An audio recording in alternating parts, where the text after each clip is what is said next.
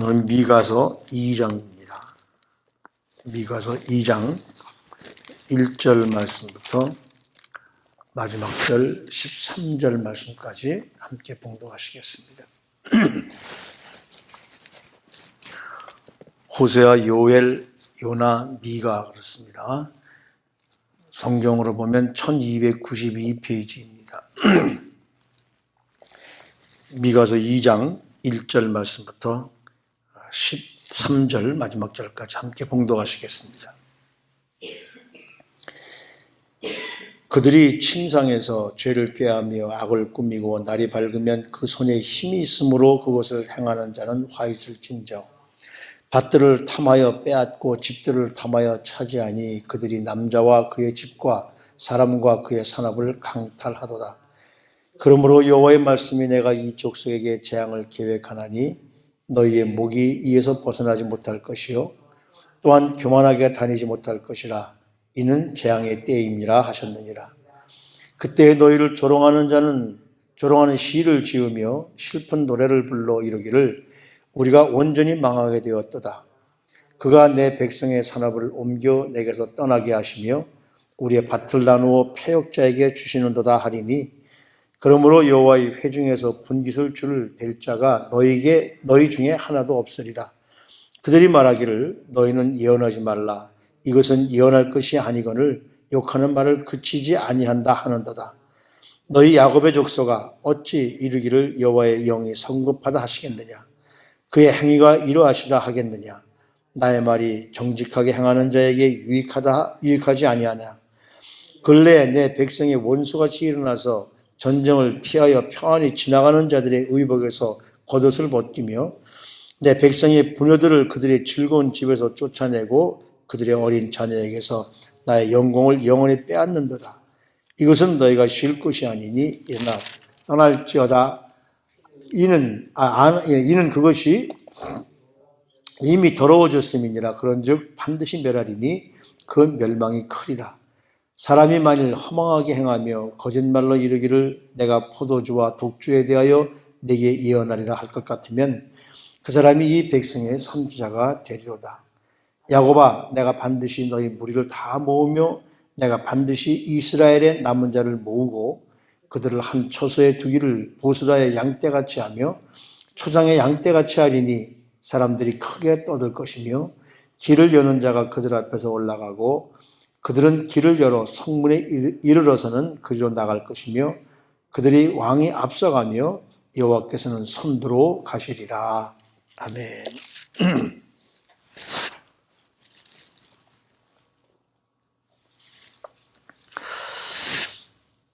앞에서 미가 선지자는 이스라엘 백성들이 어떻게 멸망당할 것인가, 그들의 죄악이 무엇인가.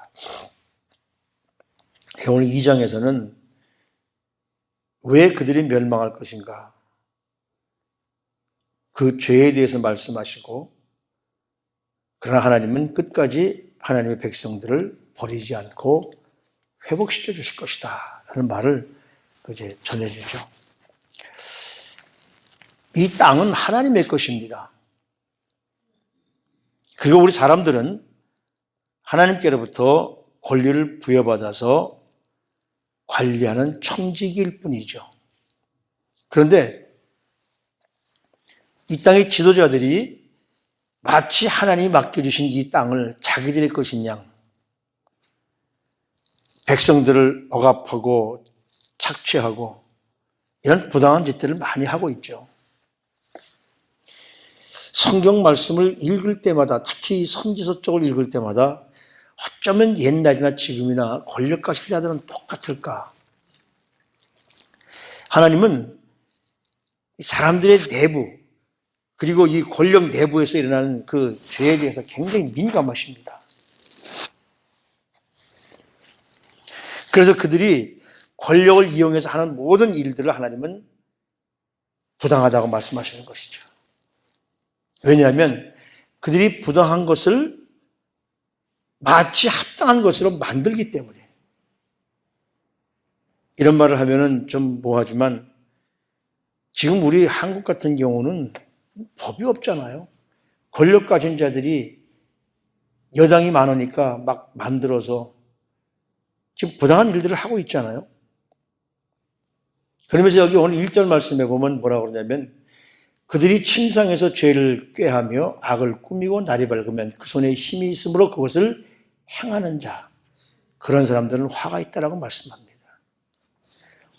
다시 말하면 밤새도록 계략을 꾸미는 것. 그러나 하나님은 그 모든 계략을 속속들이 다 알고 계시다는 것이죠.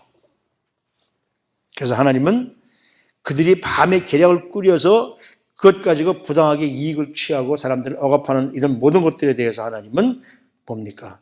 그들에게 재앙을 내릴 것을 계획하시죠. 남의 밭들을 빼앗고 집들을 탐해서 그 산업을 강탈하는 사람들. 그래서 3절에 보면 그렇잖아요. 여호와의 말씀에 내가 이 족속에게 재앙을 계획하신다. 그 재앙이 뭘까? 그 재앙은 바로 이 이스라엘 백성들이 이방의 포로가 되는 겁니다. 이미 지금 이 미가 선지자가 예언할 때 북이스라엘 왕국은 아수르의 포로가 되었고 지금 현재 미가 선지자가 예언할 때 히스기야 왕 때에 이미 아수르에서 쳐들어와서 지금 예루살렘을 유린하고 있는 때이기 때문에 너희들도 북이스라엘 왕국처럼 똑같이 권력을 가지고 있다고 없고 약한 사람들을 착취한다면 앞으로 그들에게 포로가 될 것이라고 지금 그렇게 예언하고 있는 겁니다. 그래서 그들의 이 백성들의 산업을 빼앗고 그들의 밭과 집까지 빼앗으려 가는 자들이 오히려 뭡니까? 쫓겨나게 될 것이라는 것이죠. 4절 이하에 보면 내 백성의 산업을 옮겨 내게서 떠나게 하시며 우리 밭을 나누어 패역자에게 주시는도다. 너희들이 빼앗았지만 다시 빼앗길 것이다.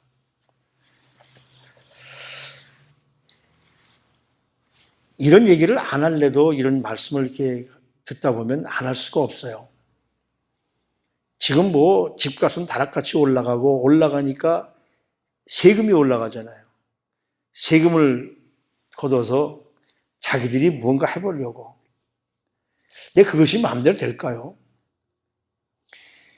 하나님이 뭐라고 말씀하시느냐면 그러므로 여호와의 회중에서 분깃의 줄을 댈 자가 너희 중에 하나도 없다.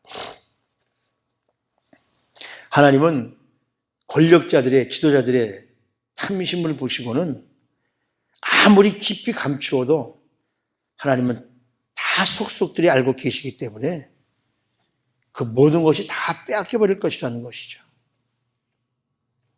욕심, 탐심에 마음이 사로잡히게 되면 사람들을 힘들게 합니다. 혹시 주위 사람들이 나 때문에 힘들어하거나 괴로워하고 있다면 내 탐심, 내 욕심 때문에 그렇다는 것을 우리는 곧 깨달아야 됩니다. 지금 미가 선지자는 그걸 알려주는 거예요.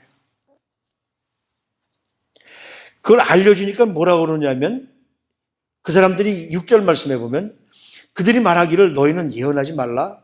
이것은 예언할 것이 아니거늘 욕하는 말을 그치지 아니하는다 하는도다. 무슨 말씀이냐면 하나님께서 지금 이 백성들이 이런 잘못을 저질렀으니까 이것을 회개하지 않으면 안 된다.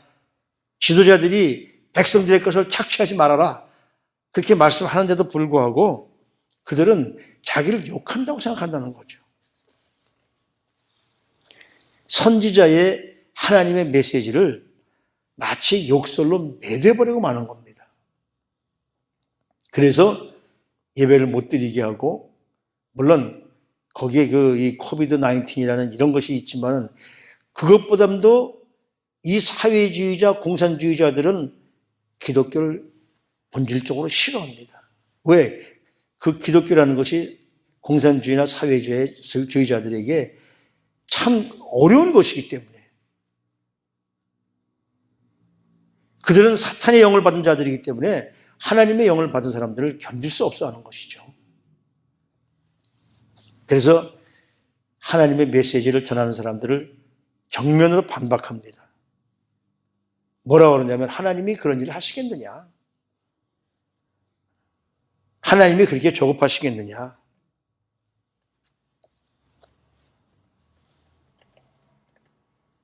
그래서 하나님의 메시지를 거부하면서 사람들을 계속적으로 압제하고 착취하고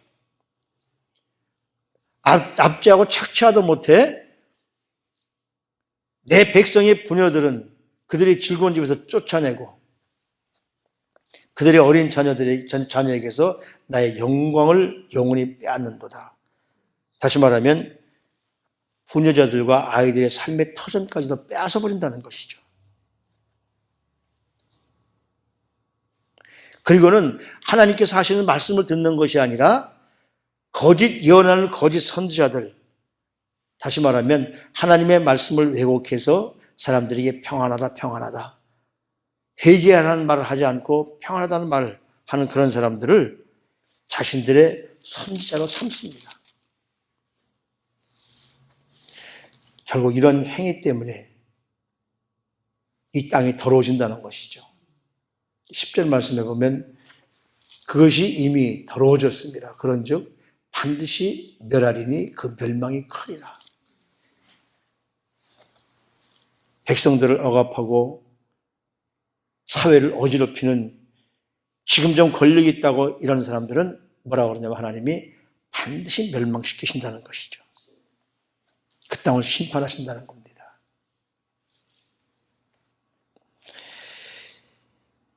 하나님을 잃어버린 사람들,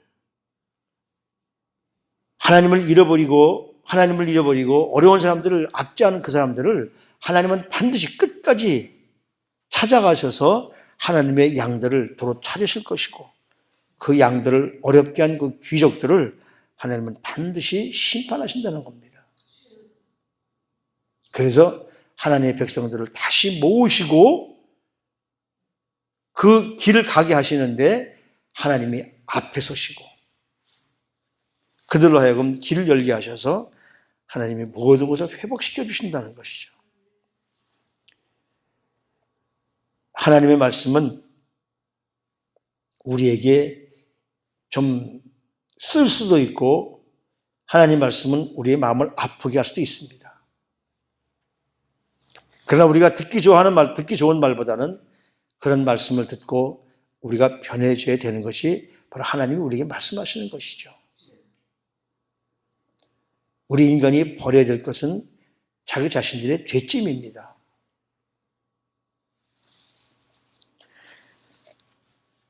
내 마음을 어렵게 하는 모습이 지금 다가오고 있다면 하나님이 나를 깨우치고 있다는 사실을 우린 분명히 깨달아야 할 겁니다.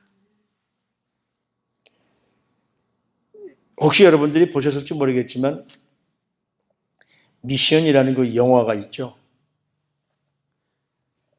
그 스페인에서 이 남미를 그 침공해서 거기 남미 원주민들을 잡아다가 노예로 팔아먹고 그거를 부당하게 하는 짓이라고 그 가브리엘 신부라는 사람이 이 원주민들을 선교하면서 그렇지만 그 원주민들은 스페인 사람들이 오는 걸 싫어합니다. 왜? 자기의 형제, 자녀들, 부모들을 잡아다가 팔아먹으니까. 근데 거기 보면 멘도자라는 그 노예 사냥꾼이 나옵니다. 이 사람이 노예를 사냥하다가 팔아서 큰 부를 이루었어요. 근데 어느 날 가브리엘 신부의 말을 듣고는 자기가 도덕적으로 영적으로 뭔가 잘못했다는 그런 그 마음의 가책이 일어납니다. 그래서 선교단에 찾아가서 내가 어떻게 해야 이 답답하고 어려운 마음을 좀 이길 수 있습니까? 라고 하니까 그 가브리엘 신부가 뭐라고 그러냐면 네가 학대하고 그리고 노예로 팔아넘긴 그 사람들을 찾아가서 그들을 위해서 원주민들을 위해서 봉사하라고. 그래서 가브리엘 신부가 원주민에게 찾아가는 그 자리를 이 멘도자라는 이 노예 사냥꾼이 따라갑니다. 그 원주민들에 가기 위해서는 절벽도 올라가야 되고 막 빽빽한 산림도 지나가야 되는데 그걸 찾아가는데 그냥 가는 것이 아니라 자기가 그 원주민들을 그 사냥하기 위해서 가지고 살았던 칼, 갑옷, 뭐 이런 무기들을 몽땅 짊어지고 낑낑대면서 찾아갑니다. 그래서 그 천신만고 끝에 이 가브리엘 신부와 함께 원주민 앞에 도착을 하게 되죠. 많은 사람들이 가브리엘 신부 오는 것을 보고서 원주민들이 환영하러 나갔는데 그 뒤에 따라오는 멘도사라는 노예 사냥꾼을 보고 갑자기 사람들이 충격을 받습니다. 그때 한 남자가, 원주민 남자가 칼을 빼어들고 멘도사에게로 다가갑니다. 그 멘도사라는 사람이 자기가 한 잘못이 있기 때문에 그 원주민 앞에 무릎을 꿇죠. 내가 여러분에게 지금까지 진정으로 사과했습니다. 근데 그 원주민들 사람들 속에는 자기의 친척들, 자녀들을 그 멘도자에게 빼앗긴 사람들이 있거든요. 한 사람이 쫓아와서 그 칼을 들고는 멘도자를 죽이려고 칼을 번쩍 쳐듭니다. 그때 멘도자는 그 앞에 무릎을 꿇고 사죄하는 모습으로 고개를 들면서 자기를 죽여달라고 그렇게 얘기를 하죠. 마땅히 나는 당신들을 위해서 죽을 준비가 되어 있습니다. 근데 그 원주민이 칼을 들고 이 멘도자의 목을 베는 대신에 그가 메고 있는 그 모든 짐들을 그 줄을 끊어버립니다. 그러니까 줄을 끊어버리니까 그 줄이 낭떠러지로 막 떨어지게 되죠. 그리고 나서 장면이 바뀌면서 이 멘도자의 얼굴이 바뀝니다. 그 괴롭고 힘들었던 그 얼굴이 평온한 얼굴에 대해서 그가 원주민들에게 거기서 봉사를 합니다.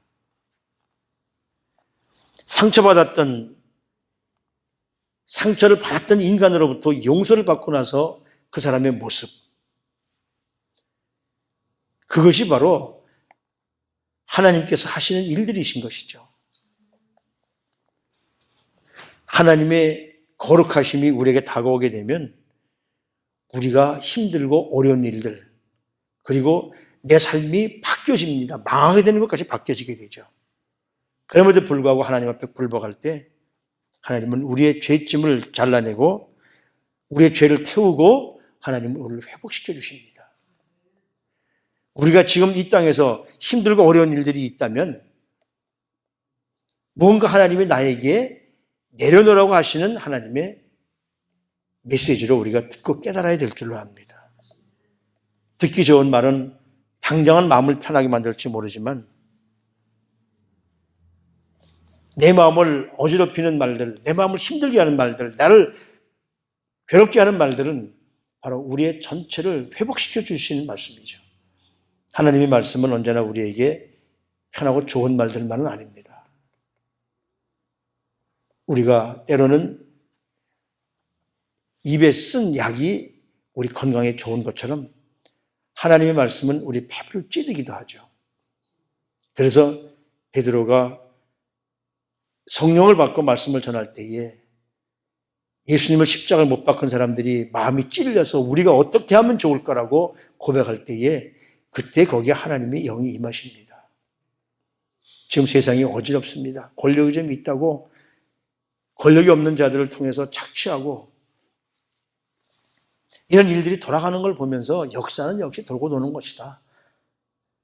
바로 이스라엘 백성 시대에도 이런 일들은 있어 왔던 것인데 지금 우리가 이 어려운 일들을 당하는 것은 하나님이 우리 그리스도인들을 깨닫게 하시는 길이다. 기도하지 않으니까 이런 곤란한 일들을 통해서 이 그리스도인들이, 하나님의 백성들이 엎드릴 수 있는 기회가 있죠.